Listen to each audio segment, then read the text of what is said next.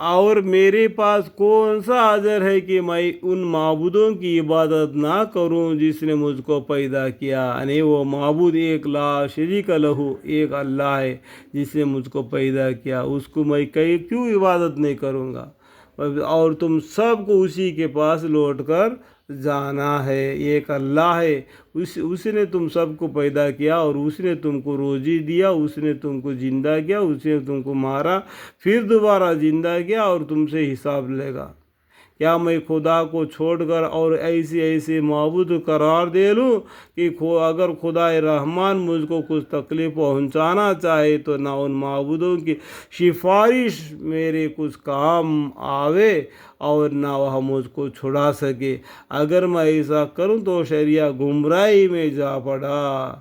میں تو تمہارے پروردگار پر ایمان لا چکا، سو تم بھی میری بات سن لو۔ ارشاد ہوا کہ جا جنت میں داخل ہو۔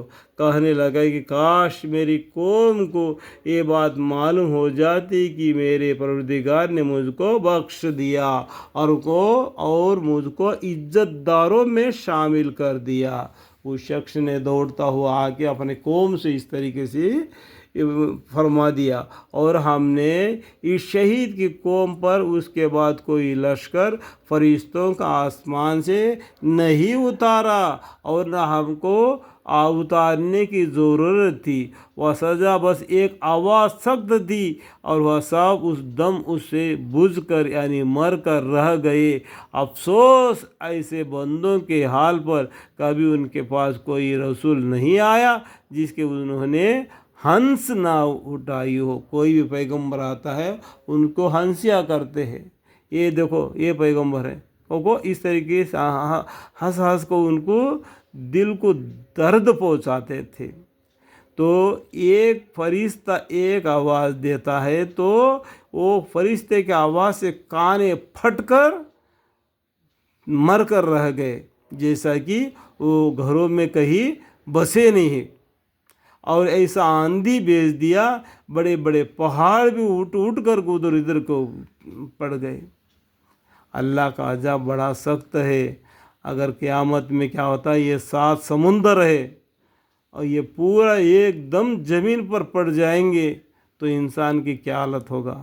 کہ تھوڑا بارش پڑنے سے ہماری یہ حالت ہے کہ پورا دریا بھڑکائے جائیں گے، ہوا چلا دیا جائے گی، پہاڑ اٹھائے جائیں گے۔ اذا زلزلت الارض زلزالها واخرجت الارض اثقالها، اس سورہ میں کیا ہوا؟ قیامت کا بیان فرما دیا کہ اس کو بھی پڑھنے سے آپ کو معلوم پڑ جائے گا کہ انسان کا کیا طاقت ہے اللہ کے سامنے، کیوں اکڑ کے رہتا ہے۔ اللہ کے سامنے سر جھکا کے دبے رہو۔ کیا ان لوگوں نے اس پر نظر نہیں کی کہ ہم ان سے پہلے بہت سے امتیں غارت کر چکے ہیں، وہاں پھر ان کی طرف دنیا میں لوٹ کر نہیں آئے، اور ان میں کوئی ایسا نہیں جو مجتمع طور پر ہمارا روبرو حاضر نہ کیا جائے۔ جتنے بھی غارت کیے گئے، جتنے بھی مرے ہوئے، جتنے بھی پیدا ہوئے اور سب مر گئے، کل نفس ذائقۃ الموت، پھر دوبارہ زندہ ہو کے اللہ کے سامنے جا کے ان کا حساب دینا پڑے گا۔ اللہ حساب لینے والا کافی ہے۔ اللہ تعالیٰ دلوں کی بات تک جانتا ہے۔ ان ربهم بهم یومئذ لخبیر ثم لتسألن یومئذ عن النعیم۔ اور سنو تم سب سے نعمتوں کی باز پرس ہوگی، اور ایک نشانی ان لوگوں کے لیے مردہ زمین ہے کہ ہم نے اس کو بارش سے زندہ کیا۔ دھوپ کالے میں زمین کیا ہو گیا؟ وہ بالکل